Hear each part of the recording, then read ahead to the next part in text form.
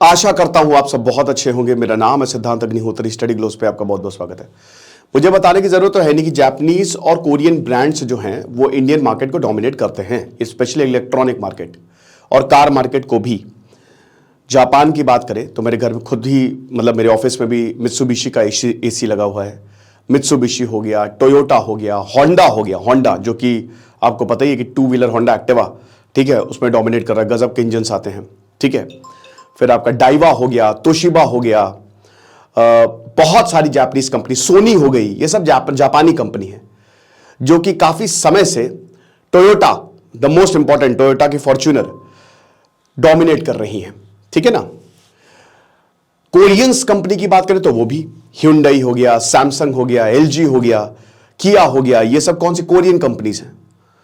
तो बेसिकली ये दोनों देश जो हैं अपनी टेक के लिए, टेक्नोलॉजी के लिए फेमस है।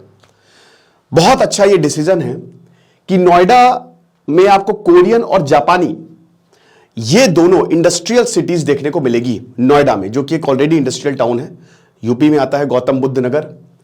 तो जो यमुना एक्सप्रेसवे इंडस्ट्रियल अथॉरिटी है, उन्होंने बोला है कि हम एक काम करेंगे, गौतम बुद्ध नगर में जो दो सेक्टर्स हैं उनको साइड में रख दो।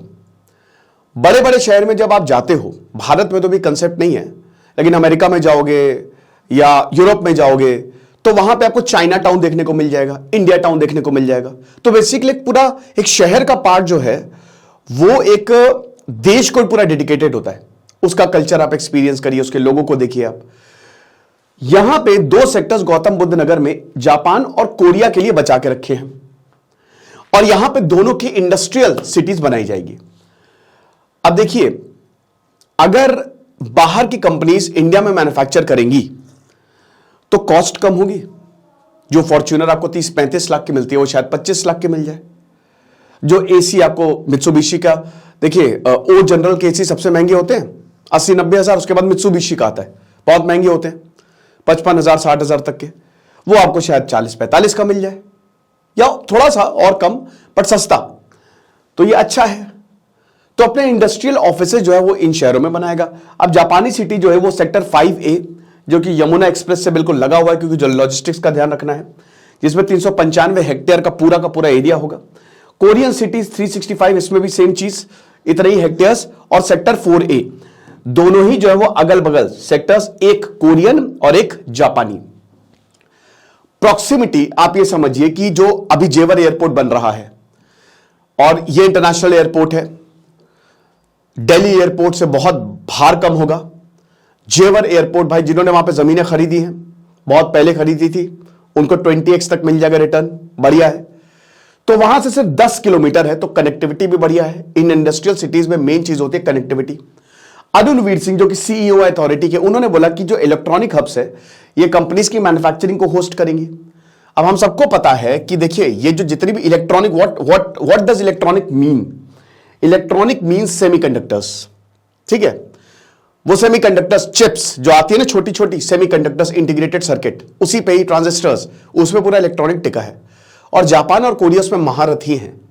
तो अगर ये टेक्नोलॉजी, देखिए अभी तो भारत में तो है ही है, लेकिन अगर एक पूरा ऐसे इंडस्ट्रियल सिटी बना दे तो ये भारत के लिए बहुत बढ़िया होगा। आपके लिए बहुत अच्छी चीज होने वाली है, क्योंकि आप शानदार, हमारा जो ये कोर्स है अपने इमोशंस को कैसे काबू में रखें, इसकी क्लासेस शुरू हो गई हैं। आज के लिए हमने एक सेल निकाली है, 300 रुपए का कोर्स है ये। फटाक से कोर्स को अवेल करें, जिसमें आप अपने गुस्सों पे काबू रखना, अपने इमोशंस पे काबू रखना, ना कहना, दूसरों को पॉजिटिव तरीके से मैनिपुलेट करना आप सीखेंगे। साइकोलॉजिस्ट डॉक्टर मयूरिका दास इसको बताएंगी। ओके, तो क्या क्या होगा शहर में? अब जाहिर सी बात है कि अगर इस शहर में, ये शहर ही आप एक, हालांकि एक नोएडा का एक पार्ट है, एक सेक्टर है, बट उसको आप शहर कह सकते हो। तो जापान और कोरिया के लोग यहां पे आके काम करेंगे, ठीक है, सिंपल सी बात है। अब जब यहां पे काम करेंगे तो उनकी फैमिली को लेके आएंगे। जैसे सऊदी अरेबिया, गल्फ कंट्रीज क्या कहती हैं, आ जाओ हमारे पास, आ जाओ, तुम्हारा ख्याल हम रख लेंगे, तुम्हारा हमारे आके हमको डेवलप करो बस, बाकी तुम्हारा ख्याल, हमारे पास इंजीनियर्स नहीं है, हमारे पास लेबर नहीं है, तुम आ जाओ। भारतीयों से वो कहते हैं, तो भारत बहुत सारे भारतीय जो है वहां पे रह रहे हैं, बिजनेस ओन करते हैं, तो उनके लिए स्कूल होगा। उनके लिए अच्छा घर होगा, उनके लिए हॉस्पिटल्स होगा, बाकी एसेंशियल एमिनिटीज होंगी जो कि उनको जापान और कोरिया में मिलती है, वो सेम एमिनिटीज। वैसे भी आपको नोएडा पता है, बहुत ही भव्य बिल्डिंग है नोएडा का, एक एक सेक्टर जो है काफ़ी ज़्यादा डेवलप्ड है, मॉल्स की भरमार है वहाँ पे, बहुत सारी इंडस्ट्रीज है वहाँ पे, आईटी हब है ना, नोएडा, गुरुग्राम, बैंगलोर, इन सब की अगर बात करते हैं तो ठीक है ना, पुणे। तो डिसीजन यही है कि भाई देखो, अभी आपको पता है कि यूपी में ग्लोबल इन्वेस्टर समिट हुई थी, वहां पे बात की गई, प्रोजेक्ट्स डिस्कस किए गए जो जापानीज और साउथ कोरियन काउंटर पार्ट से। नॉर्थ कोरिया वाले नहीं आएंगे, नॉर्थ कोरिया परेशान मत हो, उससे तो बातचीत ही नहीं है ना, वहां पे कहां डेवलपमेंट है कुछ भी, वो तो किम जोंग उन यहां पे रहेंगे आके, ठीक है। तो बात हुई और उसके बाद ये डिसीजन लिया गया पिछले साल कि हम ये शहर जो है वो बनाएंगे, और इन कंपनीज ने भी इंटरेस्ट लिया क्योंकि बहुत बड़ा मार्केट है इंडिया में, है ना। जितने भी पॉलिटिशियंस है फॉर्च्यूनर ही लेके घूमते हैं, फॉर्च्यूनर भव्य लगती है, नया मॉडल तो बहुत ही शानदार आया है उनका, ठीक है। बस है वो, मिनी बस है एक तरीके से। तो अगर आप देखो तो मार्केट बड़ा है, तो क्यों ना यहां पे ही रहा जाए। साथ ही साथ स्टेट गवर्नमेंट की फॉरेन डायरेक्ट इन्वेस्टमेंट पॉलिसी ये हेल्प करेगी, एफडीआई पॉलिसी।